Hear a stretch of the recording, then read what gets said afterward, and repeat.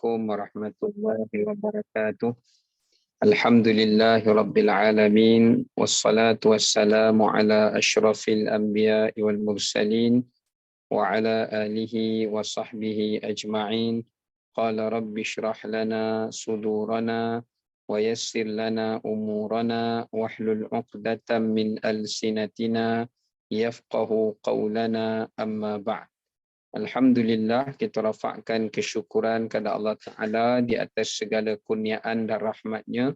Pada petang ini kita masih lagi diberikan peluang oleh Allah Subhanahu Wa Ta'ala untuk dapat bersama-sama kita menyambung kembali tadabbur kita menerusi surah Ad-Dukhan. Dan insya-Allah pada petang ini kita akan menyambung pada ayat yang ke-40 ya. Ayat yang ke-40 insya-Allah. Baik. Saya bacakan pada ayat ke-40 sehinggalah kepada ayat yang ke-49 ya. A'udzu billahi minasy syaithanir rajim. Bismillahirrahmanirrahim. Inna yawmal fasli miqatuhum ajma'in.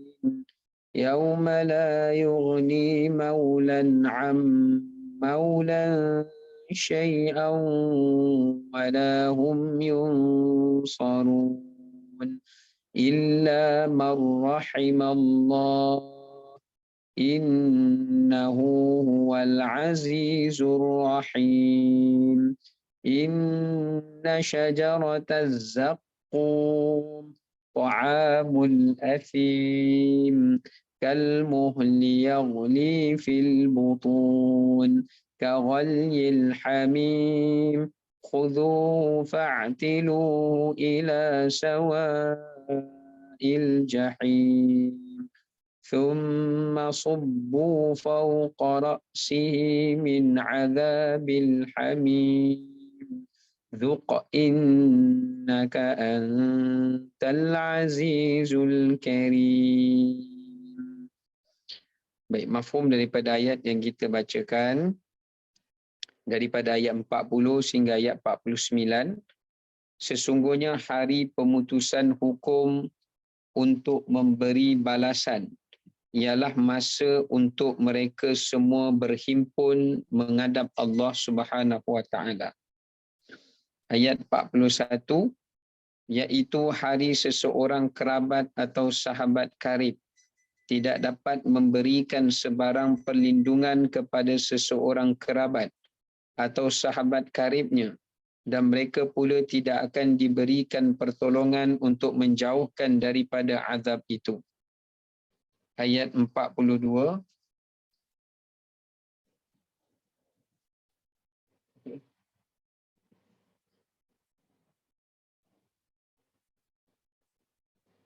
Kecuali orang yang telah diberi rahmat oleh Allah Subhanahu Wa Taala, sesungguhnya Allah jualah yang maha kuasa lagi maha mengasihani. Ayat 43. Ingatlah sesungguhnya pokok zakum. Ayat 44. Buahnya menjadi makanan bagi orang yang berdosa di dalam neraka. Ayat 45. Makanan ini pula panas seperti tembaga cair, mendidih di dalam perut. Ayat 46. Seperti mendidihnya air yang meluap-luap panasnya. Ayat 47. Lalu diperintahkan kepada malaikat penjaga neraka, renggutlah orang yang berdosa itu dan seretlah ia ke tengah-tengah neraka. Ayat 48. Kemudian curahkanlah di atas kepalanya azab seksa dari air panas yang menggelegak. Ayat 49. Serta dikatakan kepadanya secara mengejek, rasalah kamu azab seksa ini, sebenarnya engkau adalah orang yang berpengaruh dan terhormat dalam kalangan masyarakatmu. Okey, baik. Ini berkenaan dengan ayat Allah Ta'ala berbicara tentang dua perihal utama dalam ayat 40 hingga 49. Yang pertama, Allah Ta'ala mengkhabarkan kepada kita tentang hakikat hari kiamat. Apakah hari kiamat itu? Allah menjelaskan hari kiamat itu adalah merupakan hari perhitungan, iaitu hari di mana pemutusan hukum, hari pengadilan, hari ditentukan amal manusia, hari akan dibalasi hak-hak manusia, dan hari akan diadili, dan hari untuk melindungi orang-orang yang dizalimi, yang tidak mendapat pembelaan. Ini adalah hakikat hari kiamat. Kemudian yang kedua, Allah Ta'ala bawa kepada kita kisah berkenaan bentuk-bentuk siksaan di dalam neraka Allah. Apakah bentuk azab? Apakah bentuk siksaan? Apakah bentuk persediaan azab yang telah Allah Ta'ala sediakan kepada golongan orang-orang yang menjadi ahli neraka, baik di kalangan kafirun, musyrikun dan sebagainya. Maka Allah Ta'ala menyatakan beberapa bentuk ancaman-ancaman kepada golongan-golongan ahli neraka ini. Baik, kita mulai daripada, kita kembali pada ayat yang ke-40 semula ya. Okey. Sekejap ya. Baik, pada ayat yang ke-40, Allah Subhanahu Wa Ta'ala menyatakan dengan satu penegasan. Kata Allah, inna, sesungguhnya. Ini adalah ayat penegasan. Hari kiamat itu, kata Allah, Yaumal Fasli ini salah satu daripada nama hari kiamat. Okay, yang pertama di sini, Allah Ta'ala nak menyampaikan kepada kita berkenaan dengan sifat dan kedahsyatan hari kiamat. Untuk kita mengetahui sifat dan kedahsyatan hari kiamat itu, ia terletak kepada nama hari kiamat itu sendiri. Bagaimana dahsyatnya gambaran hari kiamat, betapa menakutkannya hakikat hari kiamat itu, Allah gambarkan ia berdasarkan nama bagi hari kiamat itu. Nama bagi hari kiamat itu. Baik, kalau kita lihat, Imam Ibnu Katsir rahimahullah, beliau telah pun merakamkan dalam kitabnya Al-Fitan wal Malahib tentang nama-nama hari kiamat. Antara yang disebutkan, gambaran hari kiamat dan hakikatnya itu, kita dapat mengetahui melalui namanya. Yang pertama disebut namanya As-Sa'ah. Allah kata dalam Quran, Inna sa'ata atiyatun akadu ukhfiha litujza kullu nafsim bima tas'a. Kenapa hari kiamat dinamakan As-Sa'ah? As-Sa'ah maknanya adalah seketika. Ya, sekelip mata. Ini sa'ah. Sebab tu dalam bahasa Melayu, kita pun ada pinjam bahasa Arab, kita kata sa'at. Sa'at. Sa'ah ni adalah beberapa ketika yang berlalu dengan cepat, dengan pantas. Maknanya Allah Ta'ala nak menggambarkan kepada kita, sewaktu berlakunya peristiwa hari kiamat, sewaktu terjadinya peristiwa hari kiamat, peristiwa ini terjadi, kehancuran alam ini terjadi, kehancuran alam ini berlaku dalam sekelip mata, tanpa manusia dapat menggambarkannya. Ya, bayangkan Allah binasakan seluruh alam semesta, seluruh alam sejagat ini. Dalam ayat Quran yang lain Allah kata kalamhil basari au huwa aqrab dalam surah Al-Qamar. Dengan satu kedipan mata atau lebih cepat daripada satu kedipan mata. Cuba kita bayangkan ya, alam ini semua musnah, hancur, binasa dengan satu kedipan mata je. Kita pejam, kita celik balik, dah tak ada dah. Yang kedua, hari kiamat ini Allah menggambarkan namanya Al-Ba'thu. Hari kebangkitan. Kenapa namanya Al-Ba'thu? Kita tengok dalam Quran pun Allah Ta'ala ada sebut, laqad labithtum fi kitabillahi ila yaumil ba'th. Maka mereka ini akan duduk di dalam muka bumi Allah ini sehinggalah Allah datangkan kepada mereka hari kebangkitan. Al-Ba'thu ni maknanya hari kita keluar daripada kubur. Maknanya semua makhluk yang mati, walaupun telah luluh ataupun hancur lebur, ataupun jasadnya ini telah bertukar menjadi debu atau sebahagian daripada tanah, pun Allah berkuasa membangkitkan mereka semula. Yang ketiga, hari kiamat juga hakikatnya dikenali melalui perkataan ad-din, yaumiddin, maliki yaumiddin, kerana nak menunjukkan hari kiamat adalah hari ad-din. Apa makna ad-din? Ad-din kat sini bukan maknanya agama, ya. Ad-din ni daripada perkataan dana, iaitu hari Allah Ta'ala membalas segala perbuatan-perbuatan manusia. Perkataan kita, pertuturan kita, pekerjaan kita. Maknanya hari ini Allah membalas. Balas kepada yang baik, balas kepada yang buruk, balas kepada yang zalim, balas kepada yang adil. Allah memberikan pembalasan itu dalam apa jua bentuk, sama ada dalam kebaikan ataupun di dalam keburukan. Ya? Baik. Maknanya Allah nak gambarkan pada hari kiamat tidak ada sesuatu pun yang terlepas daripada pembalasan melalui perbuatan-perbuatan amalan kita dan apa yang kita lakukan.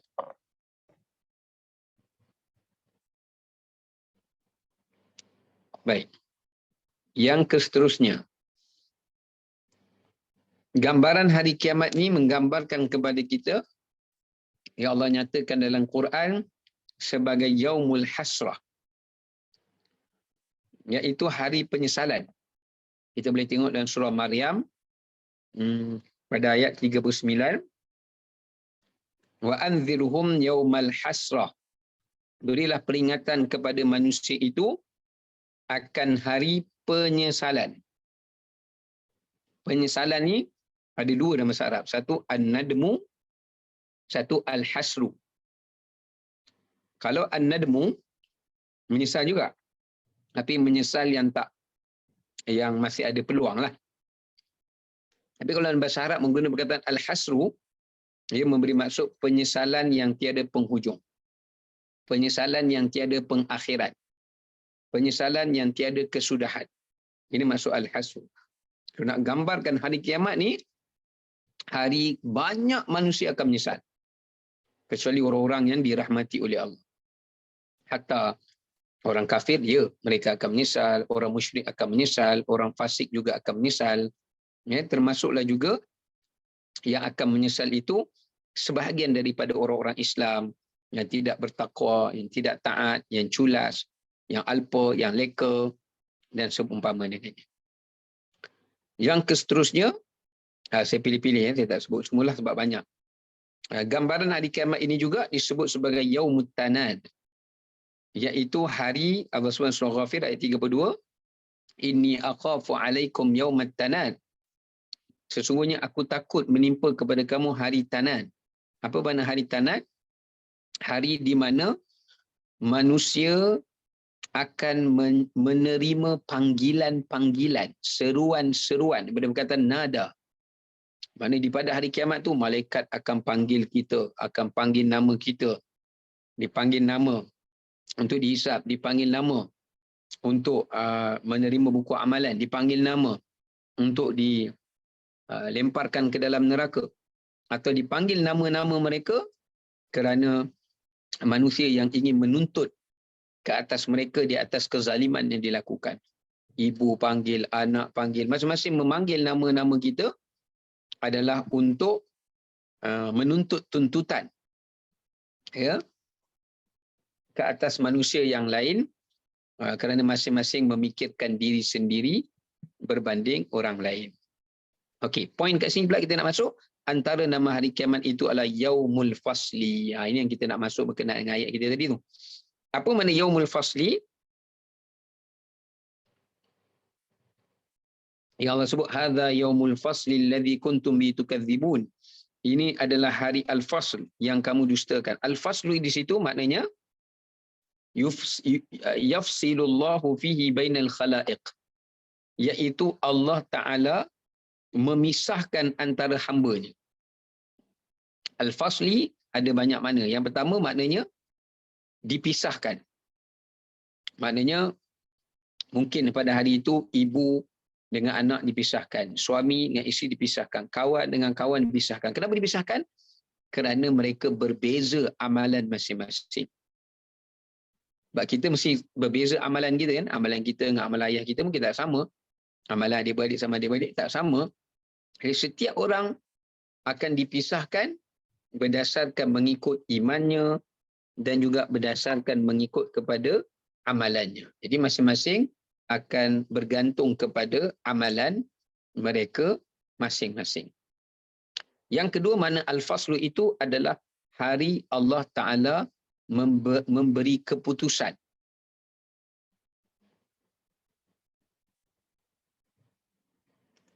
Hari Allah Subhanahu Wa Ta'ala memberi keputusan. Yang ini keputusan di antara makhluknya. Baik hayawan pun ada pembalasannya, manusia pun ada pembalasannya. Setiap hari itu, pada hari kiamat itu, Allah akan memutuskan setiap kekhilafan, setiap amalan, setiap perbuatan, setiap pekerjaan yang dilakukan oleh hamba Allah. Ya, itu makna al-fas. Manakala Allah kata miqatuhum ajma'in, yang kedua, hari kiamat ini juga nama lain baginya adalah hari al-jama', hari perhimpunan, ataupun juga Allah sebut kat sini hari miqat. Suatu kalau kita pergi haji kan atau umrah ada nama istilah miqat. Apa makna miqat? Hari pertemuan. Itu maksud bagi perkataan miqat. Ya, maksud bagi perkataan miqat. Sekejap ya, apa benda kat ni? Okey. Iaitu hari miqat, hari perjumpaan. Iaitu kita akan berjumpa dengan semua jin yang kita tak pernah jumpa, malaikat, seluruh jenis binatang. Kemudian kita akan berjumpa dengan umat yang terawal di zaman Nabi Adam sehinggalah menjelang hari kiamat. Kita akan berjumpa semua, ya. Okey, maknanya hari kiamat juga adalah hari perhimpunan dan hari perjumpaan sesama makhluk, yang awal sehinggalah yang paling akhir. Baik, apa yang kita boleh lihat dekat sini daripada ayat yang ke-40 setelah kita dah melihat tafsirannya dan beberapa penghuraian berkenaan dengannya. Yang pertama, ayat ini menunjukkan salah satu daripada sifat orang-orang yang beriman adalah mereka sentiasa memikirkan tentang hari akhirat, memikirkan tentang hari kiamat. Apa yang mereka fikirkan, iaitu mereka memikirkan tentang amalan-amalan yang mereka akan bawa sebaik-baik bekalan yang mereka akan persiap sediakan untuk dibawa menuju hari akhirat. Kenapa? Sebab fokus kita di sini. Perhatikan, Allah guna perkataan al-faslu. Manusia akan dipisahkan dengan yang lain kerana amalan yang berbeza. Manusia akan dipisahkan pada hari akhirat kerana iman yang berbeza. Agamanya berbeza. Yang kedua, seseorang tu akan berbeza juga pembalasannya, keputusannya, hukumnya oleh Allah pada hari kiamat berdasarkan juga kepada amalannya. Maka sebab itu ayat ini berbicara kepada kita tentang sifat orang-orang beriman, peringatan daripada Allah agar manusia ini merasa takut kepada hari kiamat. Mereka merasa gerun kepada hari kiamat. Mereka merasa gentar pada hari kiamat. Dan cara mereka merasa takut, gentar dan takut untuk bertemu dengan Allah pada hari pembalasan, pengadilan, keputusan hukum pada hari kiamat, mereka mempersiapkan penyediaan, bekalan dan sentiasa mengingati hari kiamat. Dan bagaimana cara kita nak mengingati hari kiamat? Quran dan hadis Nabi mengajar kita. Yang pertama, persediaan kita adalah persediaan iman. Suatu Allah Ta'ala kata dalam Quran, وَلَا تَمُوتُنَّ إِلَّا وَأَنْتُمْ مُسْلِمُونَ. Jangan kamu mati melainkan di atas agama Islam. Persediaan iman. Sama juga doa Nabi Yusuf AS ketika baginda ketika baginda dah dapat semua apa yang Allah Ta'ala berikan dan dapat jumpa adik-beradiknya, ibu ayahnya setelah berpisah. Baginda kata, tawaffani musliman wa alhiqni bis salihin. Dan juga dalam surah At-Tur Allah kata, walladzina amanu wattaba'athum dzurriyyatuhum biimanin alhaqna bihim dzurriyyatahum. Orang-orang beriman akan dipertemukan oleh Allah dengan keturunan zuriatnya yang beriman. Biimanin Allah kata, dengan iman. So yang pertama, persediaan kita adalah iman yang suci, iman yang bersih. Ini persediaan yang pertama kita kena sediakan sebagai bekalan, tanda kita mengingati akhirat dan persediaan menghadapi hari akhirat. Sebab tu jauhkan benda-benda syirik, tilik menilik, khurafat, semua ni jauhkan. Ya, meminta kepada makhluk, meminta kepada benda-benda yang tidak hidup, jangan, kerana ini boleh merosakkan akidah kita. Yang kedua adalah, persediaan kedua kita adalah hati yang sejahtera. Nak balik jumpa Allah, kena bawa balik hati yang sejahtera. Sebab tu dalam ayat Quran surah Asy-Syu'ara Allah berfirman, yauma la yanfa'u malun wala banun illa man atallaha biqalbin salim. Ingatlah pada hari tidak bermanfaatnya harta dan anak pinak, melainkan orang yang datang menghadap Allah dengan hati yang sejahtera. Ya, hati yang sejahtera, qalbin salim. Apa makna qalbin salim? Maknanya orang yang balik bertemu dengan Allah dalam keadaan dia tidak syirikkan Allah. Atau orang yang bertemu dengan Allah, sebagian tafsiran, dalam keadaan hatinya ikhlas, amalannya ikhlas, hatinya ikhlas dalam beriman. Ya, termasuk jugalah orang yang kembali bertemu dengan Allah Subhanahu wa taala dalam keadaan akhlak yang baik. Sebab qalbin salim juga merujuk kepada peribadi akhlak yang baik. Sebab itulah adalah hadis riwayat Abu Daud, Nabi SAW bersabda, inna aqrabakum ilayya majlisan. Orang yang paling dekat dengan aku tempat duduk pada hari kiamat adalah ahasinukum akhlaqan. Orang yang paling bagus akhlak dia. Subhanallah, ya. Baik. Tu persediaan kedua. Persediaan kita yang ketiga apa dia? Taqwa.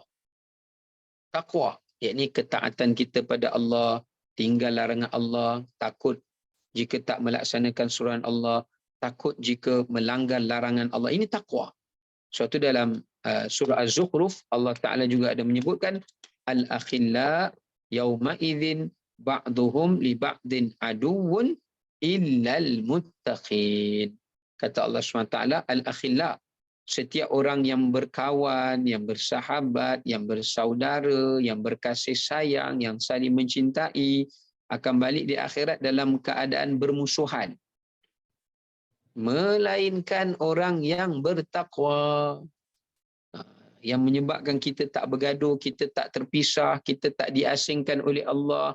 Keputusan kita adalah keputusan yang sama, adalah bila kita membina hubungan kita di atas keimanan. Yang kedua, kita membina hubungan di atas hati yang sejahtera. Kemudian kita membina hubungan di atas akhlak yang baik. Kemudian kita membina hubungan di atas ketakwaan kepada Allah Subhanahu wa taala.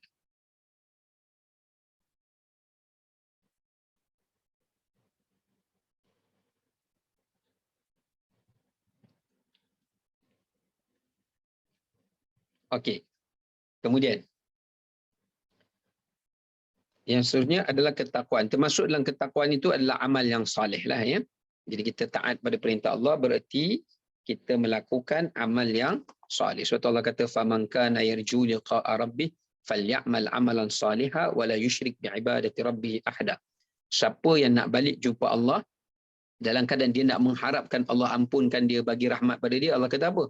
Falyamal amalan salihan. Dia kena buat amalan yang soleh. Ya, amalan yang soleh itu adalah amalan yang ikhlas, amalan yang menepati syariat, kemudian amalan yang bersungguh-sungguh, ya. Maknanya itu kita dah sebutkan dalam hati yang sejahtera tadi dengan apa dia tadi tu? ketakwaan kepada Allah SWT. Yang kedua Allah kata wala yusyrik bi ibadati rabbi ahada, iman tadi, persediaan iman tadi. So kita dah ada persediaan iman, kita ada persediaan hati yang sejahtera dan akhlak yang baik, dan kita dah ada persediaan takwa kepada Allah Subhanahu wa taala. Ini adalah di antara salah satu persediaan yang kita bawa. Dan yang seterusnya, persediaan yang kita bawa bertemu dengan Allah Subhanahu wa taala itu adalah persediaan daripada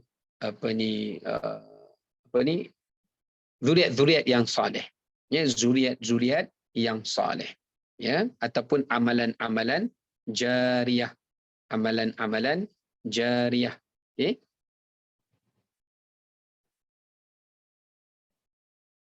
Okey, seterusnya kita tengok pengajaran kedua. Ayat ini menunjukkan kepada kita kewajipan beriman kepada hari kiamat sebagai hari kebangkitan dan hari perhimpunan seluruh umat manusia. Sebab Allah kata miqatuhum. Hari kiamat ni adalah hari Allah akan hidupkan semua manusia balik. Semua, bukan manusia saja, semua makhluk. Jin, malaikat, hayawan, semua. Allah akan hidupkan semua balik dan Allah Ta'ala akan himpunkan kita di satu medan, alhamdulillah, di satu tanah yang bernama mahsyar. Dekat sini Allah Ta'ala nak memberi amaran kepada orang-orang kafir yang tidak beriman pada hari kiamat, yang mendakwa kehidupan ini hanya semata-mata dengan dunia, sedangkan nanti di akhirat Allah akan bangkitkan dan himpunkan semua manusia di bumi mahsyar Allah Subhanahu wa ta'ala. Ya, di bumi mahsyar Allah Subhanahu wa ta'ala. Okay. Baik. Maka di sini menunjukkan pengajaran kepada kita bahawasanya hari kiamat tadi saya sebut adalah hari kewajipan kita beriman kepada hari kiamat, kerana dia salah satu daripada rukun iman bagi orang-orang yang beriman. Selain daripada itu, yang ketiga pengajaran dia adalah hari kiamat merupakan hari pertemuan, adalah merupakan miqat. Miqat ni adalah hari pertemuan manusia. Hari pertemuan manusia. Yang pertama, pertemuan ia dengan Allah. Hari pertemuan ia dengan Allah. Seperti mana Allah sebut ayat lain, yauma yaqumun nas li rabbil alamin. Hari manusia akan bertemu dengan Tuhannya dan berdiri di hadapan Tuhannya. Yang kedua, apakah hari pertemuan itu? Yang kedua, kita akan bertemu dengan amalan kita. Sebab dalam hadis riwayat Ahmad dinyatakan Allah akan datangkan amalannya pada hari kiamat dan Allah bentukkan amalannya itu menjadi rupa orang yang cantik kalau amalan dia baik, atau dibentukkan amalannya itu dengan rupa orang yang buruk jika amalan dia itu adalah amalan yang tidak baik. So yang pertama, kita berjumpa dengan Allah. Yang kedua, kita akan bertemu dengan amalan kita sendiri, ya, dan kita akan dapat tahu masa hari itu amalan kita diterima ke, amalan kita tak diterima ke, kita akan dapat tahu ketika itu. Yang ketiga, kita akan bertemu dengan manusia-manusia, ya, manusia-manusia yang menjadi saksi kepada kehidupan kita pada hari kiamat. Yang sewaktu dekat dunia dulu, mereka ini kenal kita, mereka ini menyaksikan kita, mereka ini adalah saksi-saksi kita pada hari kiamat. Ya. Kejap ya. Mereka ini menjadi saksi-saksi kita pada hari kiamat. Yakni sama ada saksi itu daripada manusia ataupun saksi itu adalah daripada anggota badan kita sendiri ataupun daripada bumi, seperti mana Allah kata yauma idzin tuhadditsu akhbaraha, ya. Baik. Jadi dia adalah merupakan hari pertemuan dengan Allah untuk kita dihisap, kemudian hari pertemuan dengan amalan, ya. Kemudian yang ketiga adalah hari pertemuan kita dengan makhluk manusia yang lain, dan yang keempat adalah hari pertemuan manusia itu dengan tempat kembalinya, ya. Disebut sebagai al-qarar, iaitu tempat kembalinya, kat mana dia akan dikembalikan. Okey, kemudian kita tengok pada ayat 41.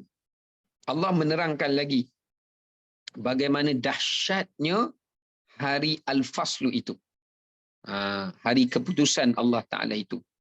Apakah kedahsyatan hari itu? Allah kata, la yughni maulan an maulan. Okay, apa makna maulan kat sini? Kita tengok sama-sama. Kalau kita tengok maksud maulan an maulan tu maknanya hari di mana seorang kerabat tak boleh bagi manfaat kepada kerabatnya yang lain. Kerabat ni orang yang paling dekat tak boleh bagi manfaat kepada orang yang paling dia dekat atau yang paling dikasihi. Itu maksud maulan an maulan. Imam Ibn Katsir menafsirkan maknanya orang yang punya hubungan kerabat tak boleh menolong kerabatnya yang lain. Ulama lain menafsirkan pula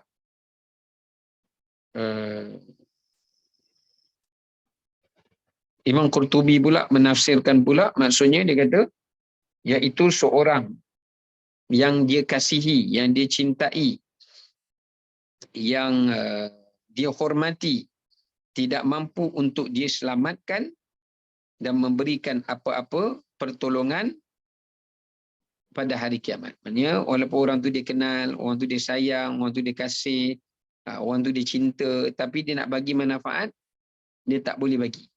Ya, dia nak bagi manfaat tapi dia tak boleh bagi. Ya, tak boleh bagi apa-apa manfaat. Ini sama dengan firman Allah Ta'ala dan surah Al-Ma'arij, boleh rujuk pada ayat yang ke-11. Allah Ta'ala kata, wala yas'alu hamimun hamima. Iaitu seorang hamim, seorang kekasih tak boleh tolong kekasih dia yang lain. Walaupun dia nak tolong, tapi dia tak dapat tolong. Ya? Kerana dia memikirkan juga keadaan dia dan juga dalam masa yang sama, dia tidak diberi izin untuk menolong orang-orang yang dia kendaki, melainkan Allah Ta'ala berikan keizinan. Seperti mana Allah kata, man dzalladzi yashfa'u 'indahu illa bi'idnih.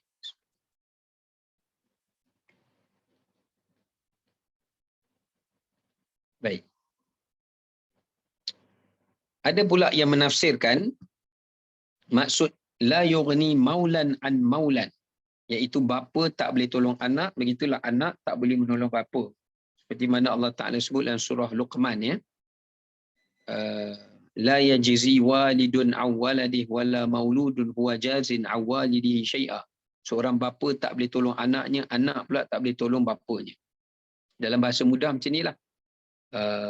Baik kerabat ke, bukan kerabat ke, baik kekasih ke, baik kawan ke, baik teman ke, tak boleh memberi apa-apa manfaat dan memberi apa-apa pertolongan pada hari kiamat sesama mereka walaupun mereka menghendakinya, melainkan dengan izin daripada Allah Subhanahu wa Ta'ala.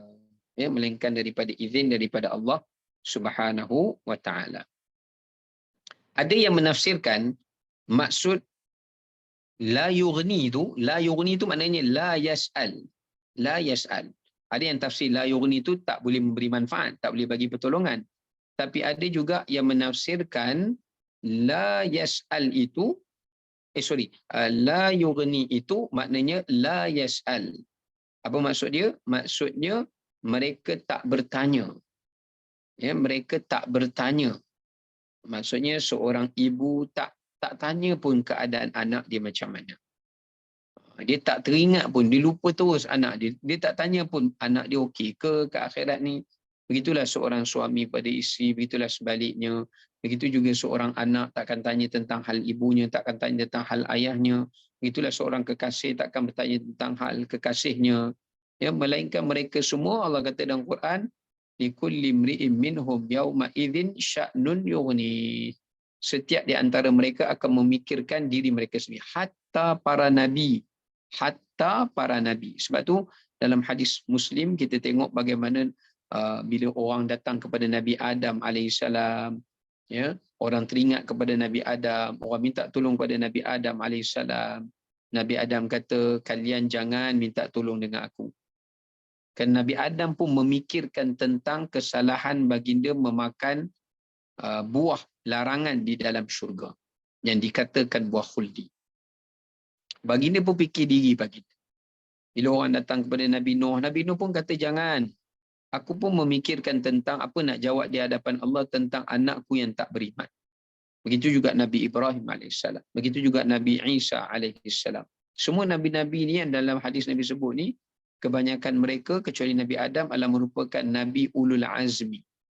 Yang kita tahu kedudukan Nabi Ulul Azmi ni adalah kedudukan yang tinggi di sisi Allah Subhanahu Wa Taala. Walau bagaimanapun setinggi itu pun, mereka pun para anbiya dan rasul yang mulia ini pun masih memikirkan tentang nasib mereka sendiri untuk menjawab di hadapan Allah Subhanahu Wa Taala. Kerana Allah Taala juga akan bertanya dan akan menyoal mereka. Lepas tu dalam ayat Quran Allah Taala sebut dalam surah Al-A'raf, falanas'alanna alladhina ursila ilaihim walanas'alanna al-mursalin. Kami akan tanya, kata Allah, rasul-rasul yang kami utuskan, apakah mereka menyampaikan dakwah kepada umat-umatnya, walanas'alanna al-mursalin. Kami juga akan tanya orang-orang yang telah sampai rasul kepada mereka, kenapa mereka tak beriman kepada ajaran rasul itu. Ini menunjukkan pada kita, hatta para nabi, para rasul pun dalam keadaan gelisah ketika nak menghadap Allah Subhanahu Wa Taala. Siapakah lagi kita yang bukan nabi, bukan rasul, yang banyak dosa, yang tidak maksum? Sudah pastilah keadaan kita lebih teruk daripada apa yang dijangkakan, ya, apa yang disangkakan, ya. Sehinggalah sampai bila? Ulama kata sehinggalah kita menerima buku suratan amal dengan tangan kanan kita, atau sehinggalah seseorang itu dibawa masuk syurga tanpa hisap, atau sehinggalah seseorang yang beriman itu diberikan syafaat oleh Nabi SAW dan dia mendapatkan syafaat. Masa ketika itu barulah mereka akan menjadi tentera, mereka akan menjadi tenang dan sebagainya, ya. Baik.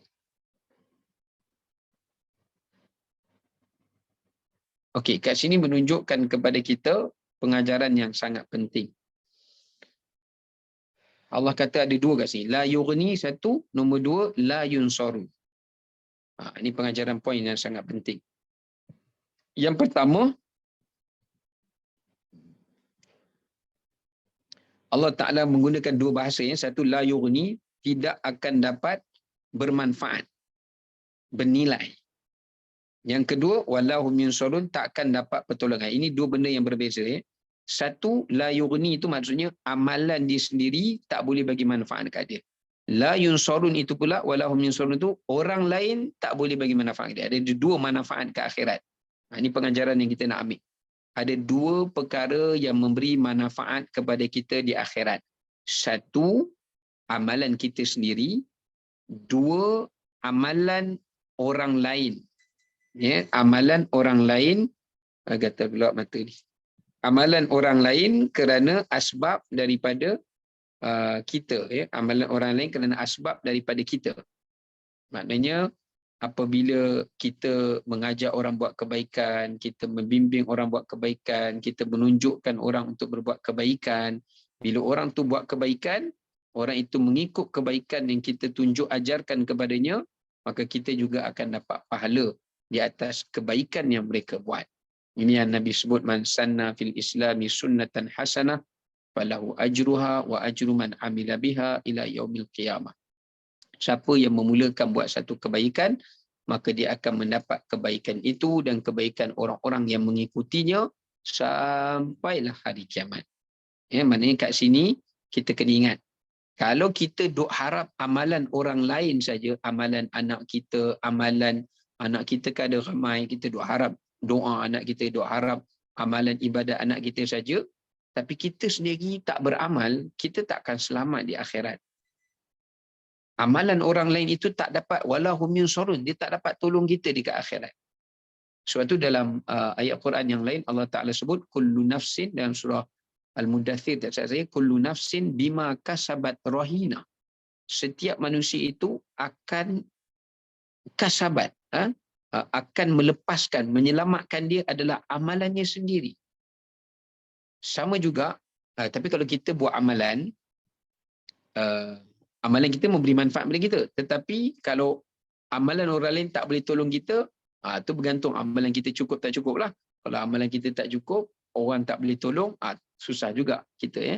Jadi sebab tu kita perlukan amalan yang dapat memberi manfaat kepada kita, dan juga amalan orang lain yang memberi manfaat kepada kita. Tetapi ingat, amalan kita takkan dapat memberi manfaat kepada kita kalau tidak ada iman. Amalan kita takkan boleh dapat beri manfaat kepada kita kalau tidak ikhlas. Amalan kita takkan boleh memberi manfaat kepada kita kalau amalan itu tidak menepati syariat. 3 benda ini adalah benda yang sangat utama yang menentukan setiap amalan kita ni ada harga dan ada nilainya. Macam mana duit, kita tengok dia print kat situ ada angka 50, 100, 10. Macam itulah amalan kita. Nak tahu berapa nilainya bergantung pada 3 benda ni. Iman kita bergantung kepada Allahu Akbar, keikhlasan kita, ya. Kemudian bergantung juga kepada apa yang disebutkan sebagai amalan kita itu berlandaskan kepada syariat. Maknanya berlandaskan kepada ilmu. Kalau kita buat amalan tu berdasarkan kepada ilmu yang kita ambil daripada syariat, dan seperti mana yang syariat kan, amalan tu diterima. Tapi kalau buat amalan tanpa berdasarkan kepada ilmu syariat, hanya berdasarkan kepada nafsu, berdasarkan kepada akal semata-mata, berdasarkan kepada ikutan manusia, maka amalan yang seperti ini tidak akan memberi manfaat kepada kita. Demikian juga amalan orang lain tak akan dapat memberi manfaat kalau seseorang itu tak beriman, atau seseorang itu murtad, atau seseorang itu munafik akidah, atau seseorang itu musyrik. Tetapi kalau seseorang itu muslim ataupun seseorang itu mukmin, maka amalan orang lain dapat memberi manfaat dan faedah kepadanya. Ya, dapat beri faedah kepadanya. Ya, okey, baik. Sebab tu di ayat yang ke 42 Allah kata illa marrahimallah, kecuali orang-orang yang diberi rahmat oleh Allah Subhanahu Wa Taala. Apa maksud orang yang diberi rahmat oleh Allah Subhanahu Wa Taala? Yang okey, kalau seseorang tu tak dapat manfaat daripada amalannya sendiri, tak dapat manfaat daripada amalan orang lain, ya, maknanya amalan orang lain itu tak akan boleh menyelamatkannya kecuali kalau Allah kendaki dengan rahmat Allah. Dengan rahmat Allah juga seseorang itu dapat diberikan keselamatan pada hari akhirat. Tapi Allah nak bagi rahmat kepada hambanya pun adalah berdasarkan kepada dia tu hamba yang beriman lah. Kalau orang kafir memang Allah haramkan rahmat Allah ke atas dia. Ya. Sebab itulah kita dengar banyak hadis. Kita dengar banyak hadis yang mana contohlah saya boleh bawa ke sini. Hadis bitaqah. Kalau kita biasa dengar. Hadis riwayat Muslim di mana seseorang tu dia buat dia menghadap di hadapan Allah Ta'ala. Bila Allah timbang kejahatan dia, ternyata kejahatan dia lebih berat daripada kebaikan dia. Kemudian Allah Ta'ala tanya malaikat, apakah dia ada lagi amalan selain daripada itu? Malaikat kata, ada. Ya, iaitu satu saja. Lalu dibawa keluar satu kertas kecil yang tertulis padanya kalimah La ilaha illallah. Ya, tertulis padanya kalimah La ilaha illallah. Ya, baik. Kejap ya. Ikut tidak. Maka tertulis padanya kalimah La ilaha illallah. Bila tertulis kalimah itu, maka keluarlah kad bitaqah itu, diletakkan di atas timbangan amalan kebaikannya, akhirnya menyebabkan amalan kebaikannya itu menjadi berat. Dan akhirnya Allah ampunkan dosanya dan Allah bawa masuknya ke dalam syurga. Allah Ta'ala bawa masuk dia ke dalam syurga. Ini menunjukkan kepada kita bahawasanya betapa rahmat Allah, dia masuk syurga kerana rahmat Allah. Begitu juga dalam hadis yang lain, seorang lelaki yang dia buat dosa banyak. Jadi sebelum dia mati, dia takut pada Allah. Dia tak ada amalan apa ni. Nabi kata, dia tak buat satu kebaikan pun. Akhirnya dia wasiat kepada anak dia, kalau dia mati, disuruh bakar mayat dia. Dan buang abu mayat dia di mana-mana saja. Akhirnya hari kiamat Allah hidupkan dia balik. Allah Ta'ala tanya, apakah kau tak beriman aku boleh hidupkan kamu? Dia kata, aku beriman ya Allah, tapi sebab aku terlalu takut. Aku terlalu takut tu sampai aku bagi wasiat macam ni. Akhirnya Allah ampunkan dosa dia, Allah masukkan dia dalam syurga. Maknanya nak katakan ada certain case, tapi dengan syarat dia mesti orang yang beriman. Dan ada yang ulama kata dia adalah orang yang ikhlas. Maknanya dia macam yang tadi tu kan, orang yang takut pada Allah tu dia ikhlas takut pada Allah. Sama juga orang yang apa tu tadi, yang baca zikir la ilallah tu dia ikhlas kerana Allah, maka dengan keikhlasan dia itu Allah Subhanahu taala ampunkan dosa dia yang lain dan Allah SWT masukkan dalam syurga. Sama juga satu hadis saya pernah baca dalam hadis kursi. Dan saya mengajar juga kita hadis kursi. Ada seorang lelaki ni, dia tak ada kebaikan melainkan satu saja. Dalam hadis yang sahih juga Nabi sebut, yang mana dia ni orang kaya lah, orang kaya.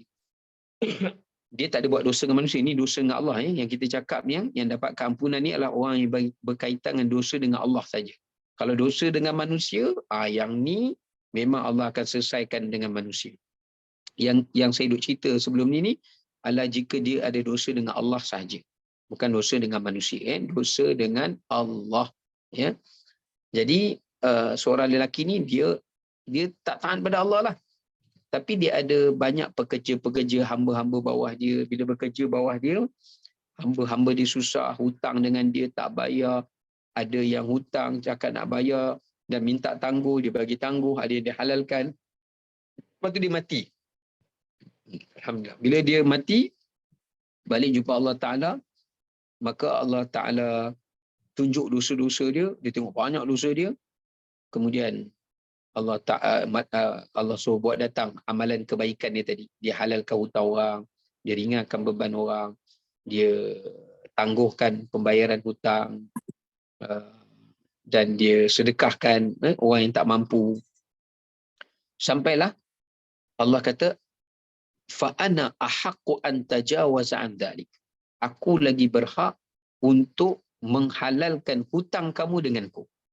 Dia hanya buat dosa dengan Allah, dia tak buat dosa dengan makhluk.